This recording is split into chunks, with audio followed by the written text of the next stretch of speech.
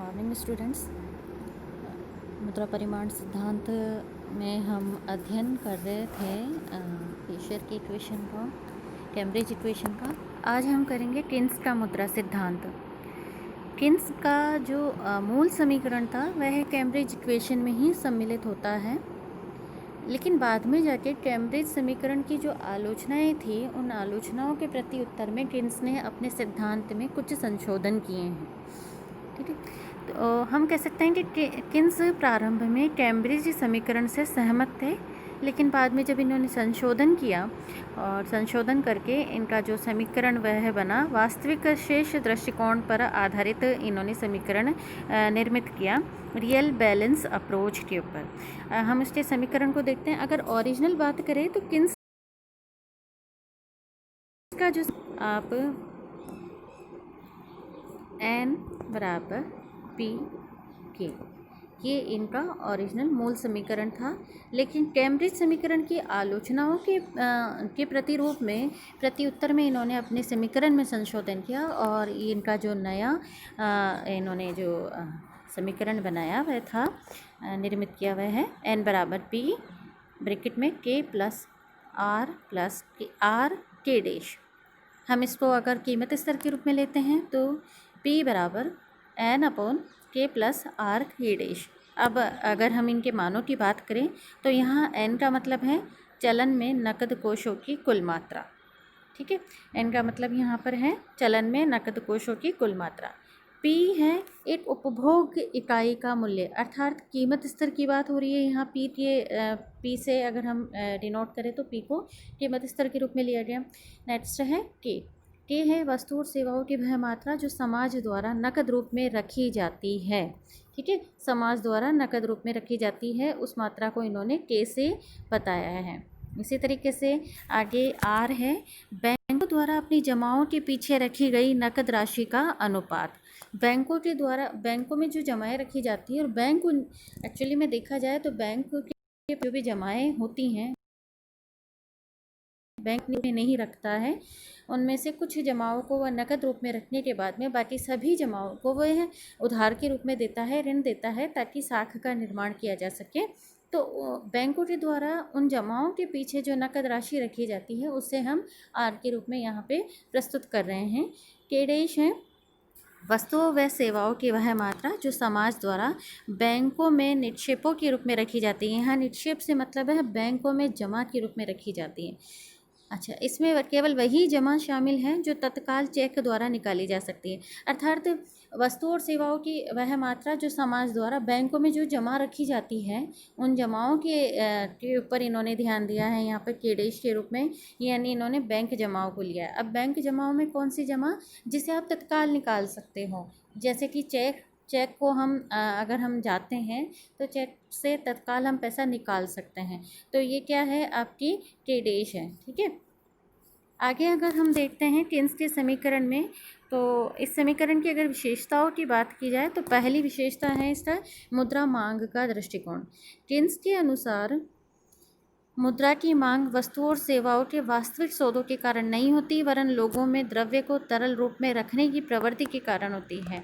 अर्थात जहाँ पर हम फिशर का समीकरण देखते हैं वहाँ पर मुद्रा की जो मांग की गई है वह वस्तुओं और सेवाओं का जो देश में उत्पादन हो रहा है उसके अकॉर्डिंग की जाती है, लेकिन किन्स कहते हैं कि मुद्रा की मांग वस्तुओं और सेवाओं के सौदों के कारण नहीं होती है, वरन लोगों के द्वारा द्रव्य को यानी मुद्रा को तरल रूप में लिक्विडिटी के रूप में रखने के कारण होती है। उनके अनुसार लोग अपनी तरलता पसंदगी के कारण अपनी आय का कुछ मौद्रिक भाग अपने दिन प्रतिदिन के उपभोग के लिए, कुछ सतर्कता उद्देश्य के लिए और कुछ सट्टा आवश्यकताओं की पूर्ति के लिए अपने पास नकद रूप में रखते हैं, तथा कुछ भाग अपने ऐसे खातों में जमा रखते हैं जिन्हें वे तत्काल निकाल सकते हैं। बैंकों में जो खाते आप अगर हम बात करें तो बचत खाता है, इसी प्रकार से चालू खाता है और सावधि जमा खाता है। यहाँ बचत खाते और सावधि जमा खाते की एक विशेषता ये है कि इसमें आप किसी भी समय इसमें आप अपनी ज़रूरत के अनुसार पैसा निकाल सकते हैं, लेकिन सावधि जमा एक पर्टिकुलर टाइम पीरियड के बाद में ही आप पैसा निकाल सकते हैं, यानी उस समय तक आपका पैसा वहाँ ब्लॉक रहता है। तो यहाँ पर इन्होंने जो मांग की बात की है कि लोग द्रव्य की मुद्रा की मांग जो तरल रूप में रखते हैं, वो मुद्रा की मांग इन्होंने 3 प्रकार की बता दी। पहले है सौदा उद्देश्य, जो कि दिन प्रतिदिन का उपभोग से बताया गया है। इसी प्रकार से सेकंड है सतर्कता उद्देश्य, और थर्ड है सट्टा आवश्यकताओं की पूर्ति के लिए मुद्रा की मांग की जाती है। और इसके अलावा कुछ भाग जो बैंकों में रखा जाता है और जिन्हें वे तत्काल निकाल सकते हैं। तो ये सभी क्या है, तरलता पसंदगी है। ठीक है, आगे है बैंक भी इसी प्रकार के खातों में प्राप्त सारी नकद जमाओं को अपने पास तरल रूप में नहीं रखते हैं, वरन उनका केवल कुछ अंश अपने पास तरल रूप में रखकर शेष को उधार देते हैं। जैसा कि मैंने बताया है कि बैंक अपनी जमाओं को लिक्विडिटी की फॉर्म में अपने पास नहीं रखते हैं, वह अपनी जमा का कुछ प्रतिशत भाग नकद रूप में अपने पास में रखते हैं। इसके बाद में सारा भाग वह लोन के रूप में देते हैं और साख का निर्माण करते हैं। तो यहाँ पर जो मुद्रा की मांग में हम कौन सी बैंक जमा को सम्मिलित कर रहे हैं, वह बैंक जमा जो बैंक अपने पास में रखते हैं लिक्विडिटी की फॉर्म में। ठीक है, आगे है इसमें तरल रूप में रखकर शेष को उधार देते हैं। इसी प्रकार मुद्रा मांग के 2 घटक बताती हैं। 2 घटक कौन से हैं? पहला है, एक तो जनता द्वारा अपने पास रखे जाने वाला तरल कोष, है ना। इस तरल कोष में कौन कौन सी मुद्रा मांगा जाएगी? 3 प्रकार की, सौदा उद्देश्य, सतर्कता उद्देश्य और सट्टा उद्देश्य, 3 प्रकार की मांग, है ना।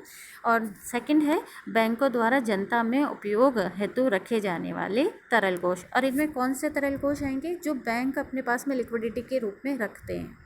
समीकरण के रूप में मुद्रा की कुल मांग कौन सी हो गई? मुद्रा की कुल मांग है जनता के पास में तरल कोष यानी लिक्विडिटी के रूप में जो पैसा रखा हुआ है वह, प्लस बैंकों की तरल कोषों की मांग।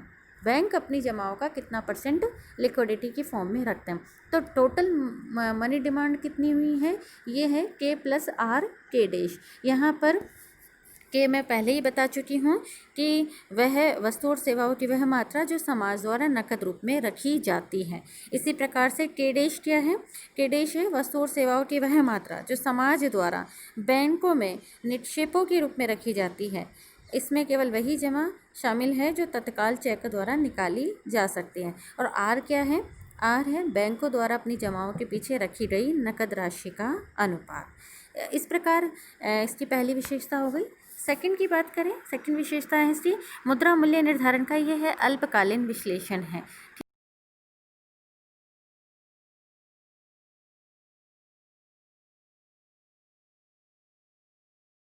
ठीक है, मूल्य स्तर यानी कि P में मुद्रा की पूर्ति के अनुसार ही परिवर्तन होंगे, किंतु मुद्रा की पूर्ति जिसे हमने N से बताया है, मुद्रा की पूर्ति में स्थिरता होते हुए भी मुद्रा की मांग के तत्वों K, R, K' में परिवर्तन से भी मुद्रा मूल्य स्तर में काफ़ी परिवर्तन संभव है। अतः मुद्रा की मांग पूर्ति की अपेक्षा महत्वपूर्ण है। नेक्स्ट है साख मुद्रा का समावेश। किन्स ने अपने समीकरण में विधिग्रह मुद्रा के साथ में साख मुद्रा को भी सम्मिलित किया है और ये बताते हैं कि साख मुद्रा में परिवर्तन का भी मूल्य स्तर पर प्रभाव पड़ता है। नेक्स्ट है मूल्य स्तर पर मुद्रा की मांग का अधिक प्रभाव होता है। किन्स ने मुद्रा की पूर्ति की अपेक्षा मांग पर अधिक बल दिया है और ये बताया है कि मूल्य निर्धारण में मुद्रा की मांग महत्वपूर्ण भूमिका अदा करता है बजाय मुद्रा की पूर्ति के, जो कि दीर्घकाल में परिवर्तित होती है।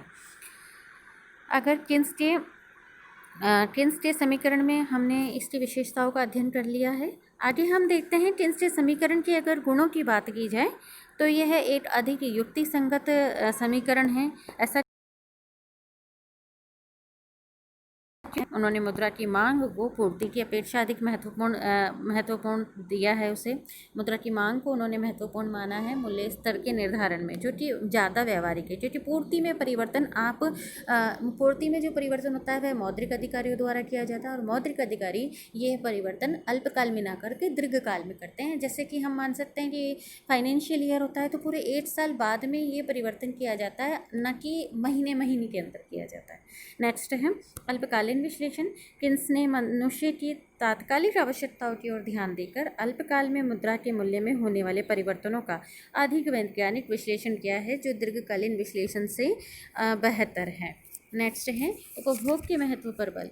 किन्स ने मूल्य स्तर पर लोगों के उपभोग आदत और तरलता पसंदगी का अधिक प्रभाव बताया है, जबकि समाज में उत्पादित वस्तु और सेवाओं की मात्रा का कम प्रभाव बताया। यानी ये अपने आप में प्रैक्टिकल इस रूप में हो गया क्योंकि ये है लोगों की उपभोग आदतों से जुड़ा हुआ है, लोगों की तरलता पसंदगी की आदतों से जुड़ा हुआ है, ना कि वस्तुओं के टोटल प्रोडक्शन से ये जुड़ा हुआ है। ठीक है, नेक्स्ट है साख मुद्रा को महत्व।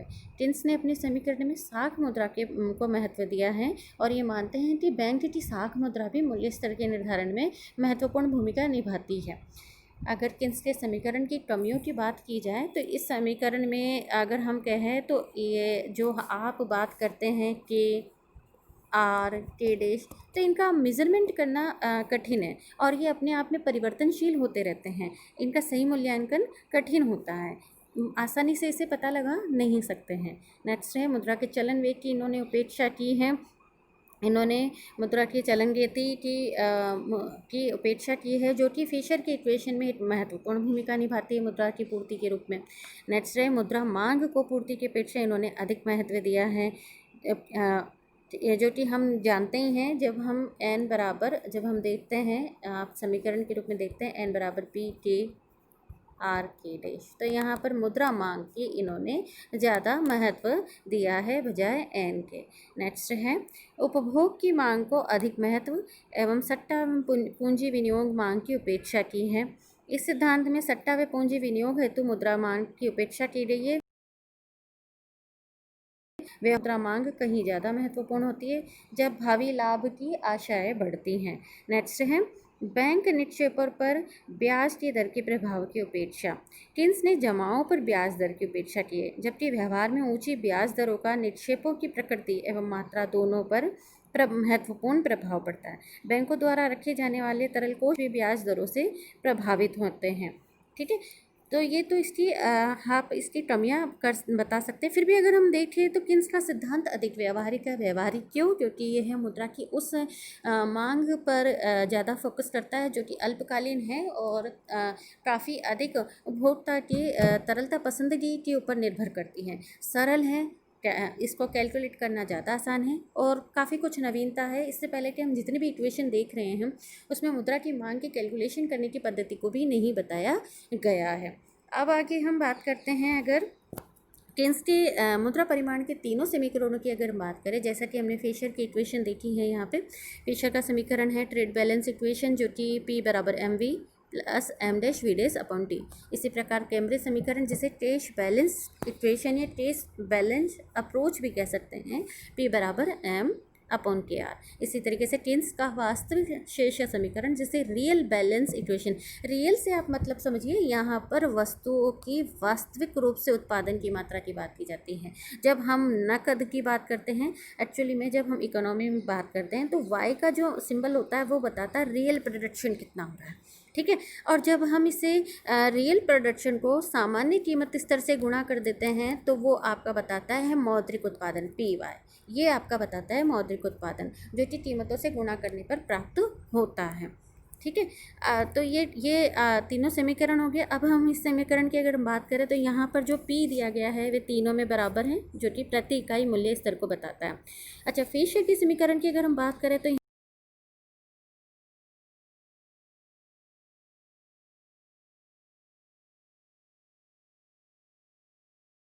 यहाँ पर हैं।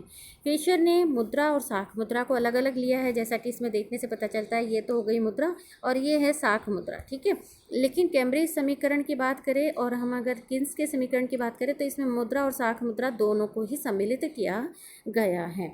फिशर ने टी को स्थिर माना है और एम को परिवर्तनशील माना है। इसी प्रकार किन्स ने अल्पकाल में एन को परिवर्तनशील तथा के प्लस आर के डैश को स्थिर माना है, जबकि कैम्ब्रिज के अनुसार अल्पकाल में एम स्थिर है तथा के आर में परिवर्तन होते हैं। तो आप ये देखिए यहाँ पे टी को इन्होंने स्थिर माना है। ठीक है, यहाँ पर ये एम को स्थिर मान रहे हैं इसके अलावा यहाँ m को स्थिर माना है, ठीक है, और फिशर के समीकरण में m को परिवर्तनशील माना है और इसमें परिवर्तन होने से p में परिवर्तन आ रहा है। कैम्ब्रिज के इक्वेशन में अगर हम देखें तो m को इन्होंने क्या माना है, स्थिर माना है, और के आर में परिवर्तन को, यानी इसमें परिवर्तन होने पर p पर क्या प्राइस आ रहा है, p पर क्या इफेक्ट पड़ रहा है उसका हम अध्ययन करते हैं। जबकि किन्स के समीकरण में हम देखते हैं यहाँ पर n को इन्होंने परिवर्तनशील माना है और k प्लस आर के डैश को इन्होंने स्थिर माना है, ठीक है। तो ये अंतर इनमें आप समझ रहे होंगे।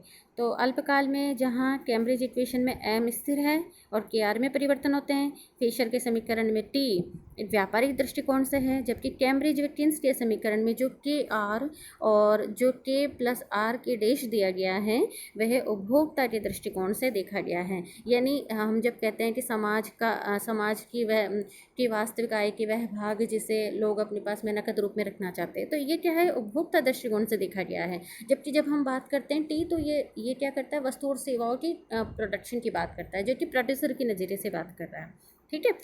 फिशर का जो समीकरण है वह सौदों का संकेत करता है, जहाँ टी हम देख ही रहे हैं, जबकि कैम्ब्रिज का समीकरण के आर तथा किन्स का के प्लस आर के डैश मुद्रा की तरलता पसंदगी की ओर संकेत करता है, ठीक है, की ओर संकेत करता है। ये तथ्य के विभिन्न रूप हैं, केवल सैद्धांतिक और दृष्टिकोण संबंधी अंतर है। इन समीकरणों में अगर हम मौलिक अंतरों की बात करें तो फिशर का समीकरण दीर्घकालीन है, जैसा कि हम इसको पहले पढ़ चुके हैं, जबकि कैम्ब्रिज और किन्स समीकरण अल्पकालीन समीकरण है। मुद्रा मूल्य निर्धारण में फिशर ने मुद्रा की पूर्ति को प्रधानता दी है, जबकि किन्स मुद्रा की मांग को प्रधानता देते हैं। फिशर उत्पादन के संसाधन को महत्व देते हैं, जबकि कैम्ब्रिज व किन्स मनोवैज्ञानिक क्यों? क्योंकि आपके उपभोग की आदतों के परिवर्तन से मुद्रा की मांग पे परिवर्तन आता है और इस वजह से कीमत स्तर पे परिवर्तन आता है। तो ये क्या है, एक मनोवैज्ञानिक व्यवहार को इन्होंने ज़्यादा महत्व दिया है। नेक्स्ट, किन्स के समीकरण में जनता द्वारा नकद में रखी गई रकम प्लस बैंकों द्वारा जनता के तत्काल उपभोग के लिए नकद रखी गई राशि समाज में मुद्रा की कुल मांग को प्रदर्शित करती है। जैसे कि इस समीकरण में हम देख ही रहे हैं के प्लस आर की रेश, यहाँ पर के क्या है, जनता जो अपने पास में सेविंग बचत रख रही है, वस्तु और सेवाओं की मात्रा, और इसी प्रकार से के डैश क्या है कि बैंकों के पास में जो रखा गया है जमा, और आर का मतलब है बैंकों की उन जमाओं का वह अनुपात जो वह अपने पास नकद रूप में रखते हैं। तो यहाँ पर जो जनता, ये इसको क्या रखा गया है, इनको क्या माना गया है, मुद्रा की कुल मांग के रूप में प्रदर्शित किया गया है।